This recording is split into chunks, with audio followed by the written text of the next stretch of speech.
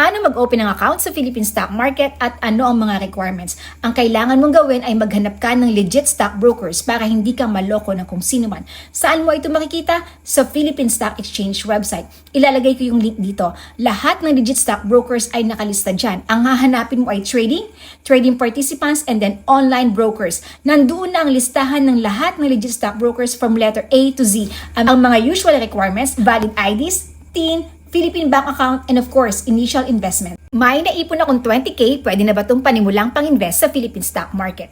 Pwede mo na talagang panimulang pang-invest yung buong 20k na yan. Dahil ang charges lang naman ay for every buy and sell. Kung wala kang bibilin, wala kang ibebenta, walang charge. Instead of putting your money in the bank, why not put it in the stocks that give dividend? Kasi ang dividend, nagbibigay ng regular income yan. Pero bago ka bumili ng stocks, kailangan makapili ka muna ng good stocks or fundamentally strong na stock. Anong stocks ba ang pipiliin mo?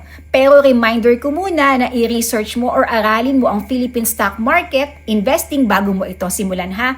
So pwede mong i-check yung mga nakalista sa Philippine Stock Exchange Index or yung blue chips. Kasi yung blue chips na yon, usually sila yung mga good stocks. Pero yung 30 stocks na yon na nakalista sa Philippine Stock Exchange Index, napapalitan yon.